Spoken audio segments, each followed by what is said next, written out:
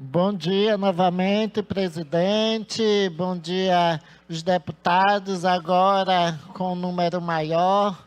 Bom dia novamente às alunas, alunos e alunos do Centro de Excelência Gilberto Freire, que estão aqui prestigiando e acompanhando nessa sessão. Eu esqueci de fazer minha descrição, né, para contemplar as pessoas cegas e com baixa visão que esteja aqui hoje, ou que esteja nos acompanhando pela TV Alés, ou então, né, pelo canal do YouTube, já que essas sessões ficam gravadas. Sou uma mulher trans, cor de pele branca, estou com uma saia de renda creme e detalhes branco, com a blusa regatinha por baixo branca, outra por cima um creme com alguns brilhos meia transparente, um colar de renda irlandesa, né, valorizar o artesanato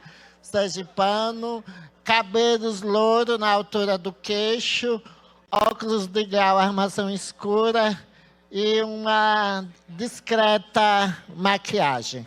Bom, a gente, infelizmente, nesses dias estamos passando por esse momento tão difícil, né, de violência contra as mulheres. Quero ressaltar a importância do fortalecimento da rede de proteção, né. A deputada Lidiane trouxe aqui, né, algumas questões trazendo que essas mulheres que são assassinadas no Brasil, né, e a maioria, a grande maioria, não é de um desconhecido, né, é de pessoas próximas de relacionamentos tóxicos e que algumas delas, né, já vinham sofrendo essa violência e não tinham medida de proteção. Mas uma coisa para a gente refletir, o porquê aquelas que tinham a medida de proteção, o Estado falhou em não protegê-la, né? Então, precisamos avaliar quais são essas falhas para que evite tantas tragédias. Outra situação que eu quero falar, né, que a gente está se aproximando das festividades do São João, porque ontem o Ministério Público de Sergipe, em conjunto com o Tribunal de Contas e o Ministério Público de Contas, apresentou a minuta da nota técnica que vai estabelecer as novas balizas para os gastos municipais e estadual com festividades. E o documento apresenta indicações sobre limites para gastos de municípios com esses eventos. E até o próximo dia 30, os municípios podem apresentar contribuições para essa minuta. Porque, infelizmente, né, a gente está percebendo gastos muito excessivos em contratação de artistas, principalmente artistas nacionais, chegando a 1.200.000 reais.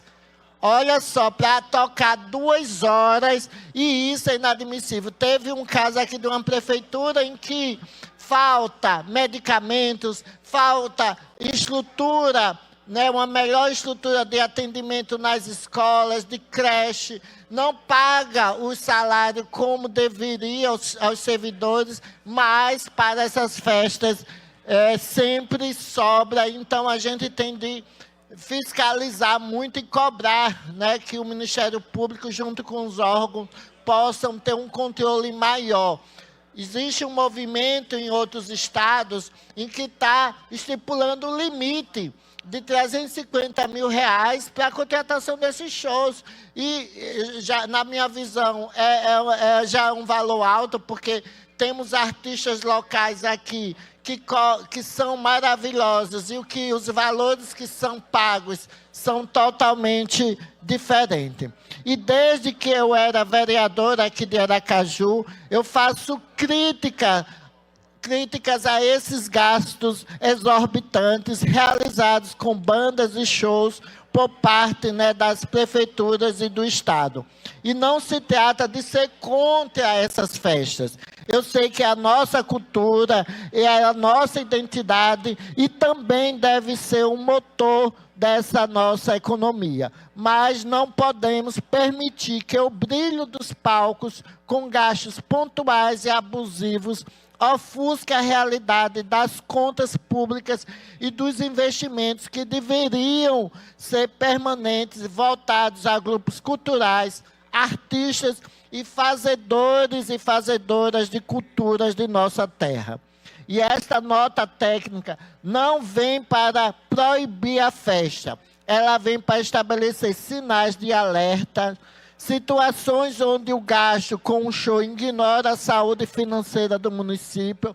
Não é aceitável que uma prefeitura gaste milhões em uma noite de festa, enquanto falta insumos básicos nas unidades básicas de saúde, ou enquanto também o transporte escolar opera de forma precária. O dinheiro público deve ser tratado com respeito e, por isso, deve existir transparência absoluta nos contratos e políticas públicas de cultura que façam investimentos em artistas e fazedores de cultura local. E não fazer o que a Funcaju está fazendo com os artistas, principalmente os artistas locais, né, que realizaram suas apresentações durante o Carnaval, no Rasgadinho, e até hoje não receberam, porque na semana passada chegou ao nosso conhecimento mais uma grave notícia que, infelizmente, já se tornou recorrente após as realizações das festas populares aqui em nossa capital e também em todo o estado de Sergipe. Artistas seguem sem receber os cachês a que têm direito, mesmo após cumprirem suas apresentações. E desta vez, a situação envolve, né, o tradicional Rasgadinho, que é importante evento do calendário carnavalesco aqui de Aracaju. E esses artistas, né, que participaram das programações carnavalescas, soltaram essa nota pública expressando indignação diante da ausência do pagamento pelos serviços executados. Trata-se de profissionais que contribuíram diretamente para o sucesso das festividades, garantindo acesso à cultura, ao lazer e à valorização das expressões locais. E, segundo a nota, os recursos destinados ao pagamento desses trabalhadores foram repassados à Fundação Cultural de Sergipe de Aracaju, a Funcaju, com destinação específica para a quitação dos cachês, mas ainda assim, até o momento, os valores não foram efetivamente pagos, evidenciando uma falha grave na condição administrativa e no respeito aos compromissos assumidos. Porque a gente sabe, os grandes artistas, eles não fazem isso, né, com medo de repercussão. Agora, os artistas locais, né, que precisam ser valorizados, eles fazem isso. E é necessário evitar a repetição de práticas que fragilizam e desvalorizam as trabalhadoras e os trabalhadores da arte em nossa capital e em todo o nosso estado. Então, espero, né, que a Funcaju possa resolver essa situação. Toda a minha solidariedade aos artistas, né, que desenvolveram seus trabalhos e não estão sendo respeitados. E, por fim, senhor presidente, eu quero trazer aqui, mais uma vez, uma reflexão sobre a forma do governo do Estado tratar essa casa. Vários servidores públicos, não só professores e professoras, que já realizaram reunião com o governo do Estado, em que anunciaram, né, os reajustes, mesmo não sendo os reajustes necessários para o reajuste que possa recompor a inflação e possa valorizar as categorias, né, porque o que foi indicado, sugerido pelo governo do Estado não contempla as categorias como a do magistério, né, um aumento que eles acordaram, um aumento muito pouco e ainda escalonado e ainda não aceitando algumas reivindicações. Teve da Polícia Civil também, que já foi anunciado, do próprio Sindifisco, que só foi de 4%. Ontem eu conversei com alguns policiais militares que me abordaram e perguntaram se já chegou aqui o reajuste para a Polícia Militar e pelo que foi me informado, que também seria somente de 4%. Olha o respeito que o governo do Estado tem com profissionais tão importantes como da educação, né, da saúde, da segurança pública, né, que eles estão revoltados. Né, tem também, né, da Polícia Civil, né, que também já se reuniu com o governo e até o momento não chegou. O que é que vai acontecer? Na próxima semana, esses projetos chegam de última hora, não dá tempo para a gente avaliar, não dá tempo para que as categorias avaliem se pelo menos aquilo que foi anunciado pelo governo está exposto, porque um projeto como esse tem várias vírgulas, tem várias observações, e se a gente não analisar profundamente com o tempo, pode ser um jabuti e pode ser prejudicial para a categoria e não corresponder àquilo que foi acordado. E esses projetos, né, não chegaram, provavelmente possa chegar, né, amanhã, mas a gente tem votação na próxima terça ou quarta, mas não tem como a gente discutir, né, de uma forma aprofundada. Espero, né, que o governo, né, respeite essa casa, porque aqui a gente tem as nossas tramitações, tem os ritos dessa casa, e a gente não pode ficar subserviente ao governo do Estado, que sempre manda os projetos de última hora. Ela já poderia ter enviado há muito tempo. Esses reajustes todos serão já para constar a partir de 1º de abril. Né? Mas sempre assim, deixa para os últimos dias do mês, né, para que a gente aprove, né, de forma corrida. E o último dia do mês vai ser na segunda, então não vai ter nem como, né, aprovar dentro do mês anterior para poder considerar o reajuste, a não ser que a data seja antecipada, né, quando a gente aprovar. Então, é uma reflexão para que a gente possa trazer aqui. Eu quero também, né, me solidarizar, né, demonstrar meu apoio aos servidores, né, do Tribunal de Justiça, né, que estão em frente. Na verdade, alguns entraram, não sei se já aconteceu a votação do pleno, em que vai atender as reivindicações que já foram consensuadas com a presidência do tribunal, né, na campanha salarial. Entre as discussões que estão sendo apresentadas, as reivindicações da categoria, tem um aumento de R$ 400 no auxílio saúde a partir de abril, reajuste de 14,2% no auxílio educação infantil, o reajuste de 6% na indenização de transporte e o aumento de interníveis da carreira de 3,2% para 3,5% a partir de abril e a criação de novos padrões na carreira. Esperamos, né, que as servidoras e servidores possam conquistar o que estão pleiteando. Por último, né, ainda tenho 5 minutos, e ontem, né, eu fiquei indignada, presidente, porque a deputada federal Duda Salabert, que é uma mulher trans travesti, né, pelo Estado de Minas Gerais, recebeu uma notificação da Defensoria Pública do Estado de Pernambuco, em que a polícia de Pernambuco colocou a foto dela e de Érica Hilton na lista de casos suspeitos, quando um criminoso for preso, e para identificar os suspeitos, colocaram, além de várias pessoas, né, a maioria pessoas negras, colocaram a foto de duas deputadas trans. Isso mostra a transfobia institucional, o ódio que tem contra os corpos trans.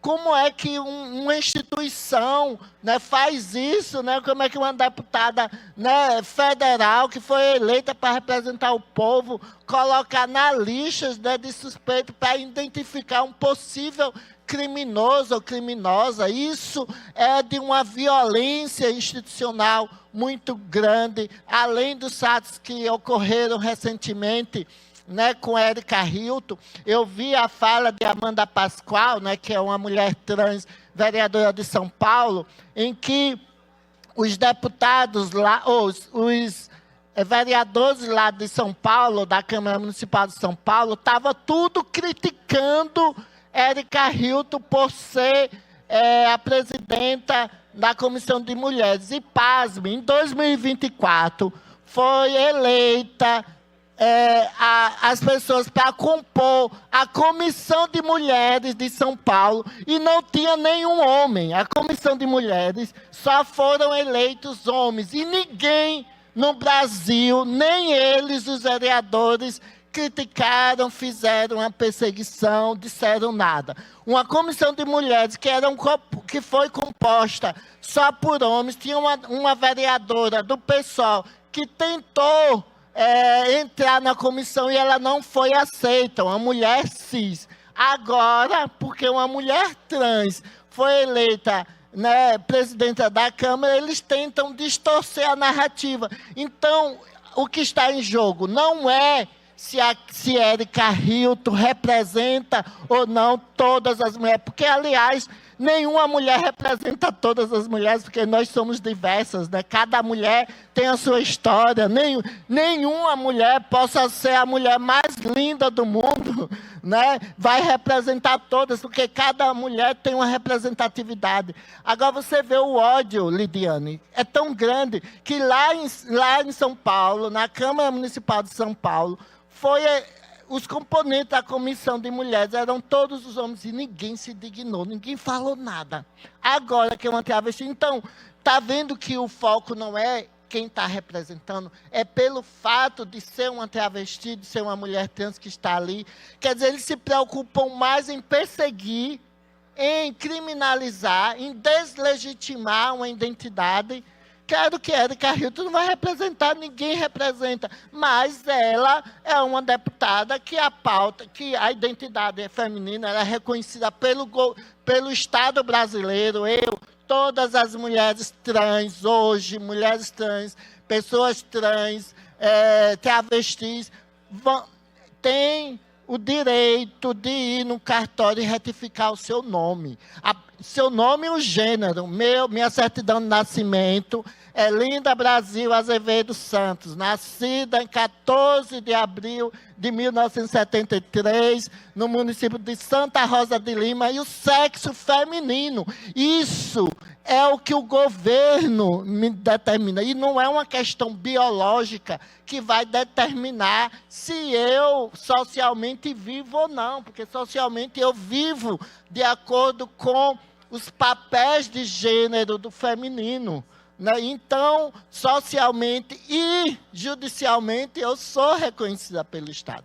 Então, esses parlamentares, eles não estão preocupados com políticas públicas para as mulheres, em combater a violência, estão preocupados em ter visibilidade, dar likes, por perseguir, porque eles sabem que perseguir uma pessoa como Érica Hilton, uma pessoa como Duda Sarabé, né, como eu, ou mulheres aguerridas que estão ocupando esses espaços, isso dá visibilidade. Então, é o ódio que move esses parlamentares. Mas eles não irão nos silenciar. Iremos continuar ocupando os espaços, fazendo transformação e juntas, né, todas as mulheres, contribuir não só em combate à violência, mas também no avanço da garantia de direitos, né, e de paridade em todos os espaços de poder, porque só iremos ter realmente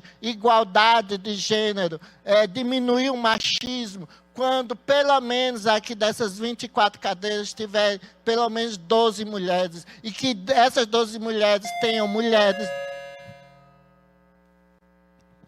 Mais 2 minutos, deputado. Obrigada, senhor presidente. Que tenha mulheres que representem toda a diversidade, mulheres negras, mulheres quilombolas, mulheres jovens da juventude, né, mulheres indígenas, mulheres que tenham consciência do seu papel. Porque enquanto isso não tiver, infelizmente, a gente vai ficar refém dessa velha política coronelista, em que os interesses, né, muitas das vezes pessoais ou interesses financeiros sejam mais importantes do que a garantia dos direitos, né, para todas as pessoas, principalmente aquelas minorizadas, como as mulheres, as pessoas negras, as pessoas LGBTs, pessoas com deficiência. Ontem, na audiência pública, né, sobre o Dia Internacional da Síndrome de Down, a gente escutou várias coisas, que a legislação em relação